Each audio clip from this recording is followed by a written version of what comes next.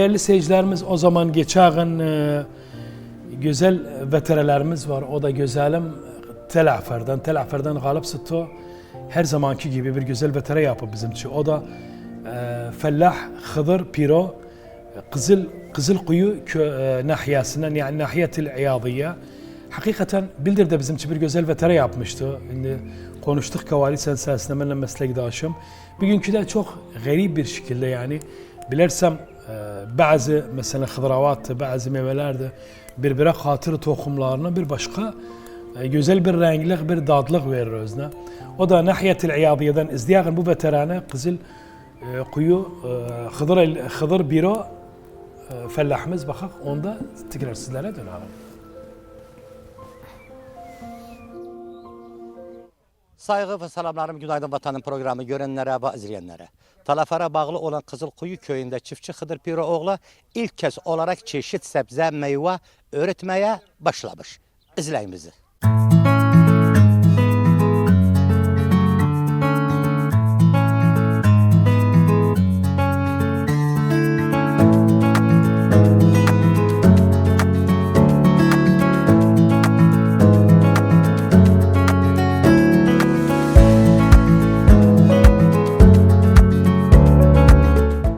Biz evvel burada Kızılkuyu'da ekin ekerdik, arpa buğda ekerdik. Biraz mecmey ekerdik o vakitte. Yani benim ömrüm çok, elhamdülillah 65 yaşındayım. Bu köyü takriben ile bedeyden nihayet kim köy hakiyim ben. Köyde oğlum, velidim köydeydi.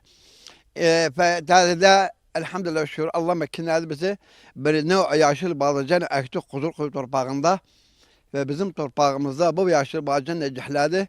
Hum alem içinde fakıra içinden istifade buldu. Şimdi geçsek lafar belede şehre gitsek. Diyorlar bu bağcan nereden yaptı? Diyorlar Kızılkuyu'dan. Bizim bağlayacağımız Kızılkuyu'da meşhurdu. Geçen yıl bize bir şekil darı geldi. Özü bir neçe şekil geçede gelmişti. Darıyla bir şekil bağlayacağın gelmişti. O bağlıcan yok idi gene Irak torpağında. Böyle kırmızı bağlayacağıydı. Bu şey vakti olsun alim rağbılamıyor.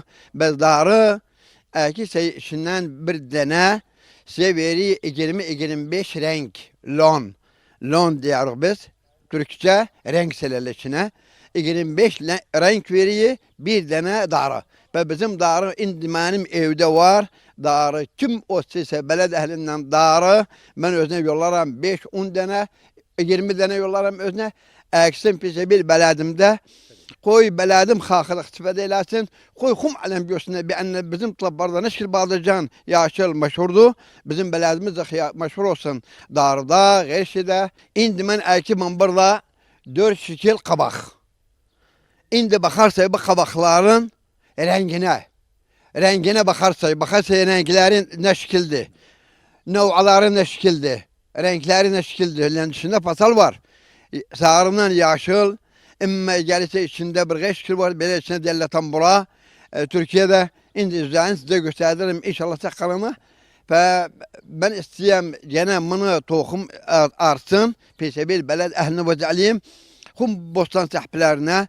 Pesebil beledimde mahrum kalmasın bunlardan. Neşkil Türkiye'de, Çin'de, Hollanda'da, Avustralya'da var hacat. İsteyem ben bir tılaparda, evvel vaxt tılaparda. Irak'ta tılapar meşhur olsun bu canipten. Şimdi bize tohum da gayri tohum gelipti. Hasan bamiyana biber. Biber de kırmızıdı, bamiye de kırmızıdı. Böyle kankim kırmızıdı. Ve inşallah gelen günler inşallah özün gene nestilleri takriben bir karışarım oluptu. Ve çiçek tuttu. Mesela tuttum bamiye közünü size gösterdim. Ve gelen günler inşallah hazırlığıyla humuşatlar özün görür. Biz gene bu bamiyeyi gelen günler tohumlarına beraber toplapar ehinde. Şimdi bu gelen tohumlar, bu gelen tohumlar bize gördüğünüz şimdi özün sabırladığınız evde takriben yukarı 3 kilo tohumdu. Bunlar da içindeydi. Humsu bunlar Miye Türkiye'den gelipti. Geriye'den gelip Türkiye'den buraya havalar yanıma geldi.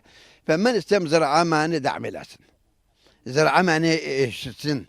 Desine bir fellah var Kuzulkuyu köyünde kimyaviden, gayri kimyaviden özeri bilinle geldi buraya. Gelsinler yanıma, görsünler ben neyim burada, neyim burada. Ben hel maslaham işleyeyim, ben beledin maslahasını işleyeyim. Benim gayem fakat benim gayem, vallahi benim gayem beledimdi. Vallahi benim gayem tlapardı. Ben isteyim tlaparın daimen, hep de komşusu garip olsun.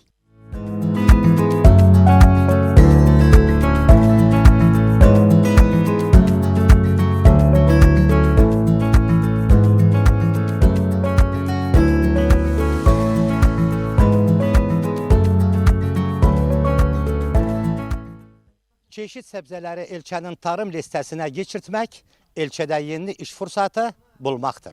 Günaydın Vatanın programında Talafer ilçesine bağlı olan Kızılkuyu köyünden Galip Sıto.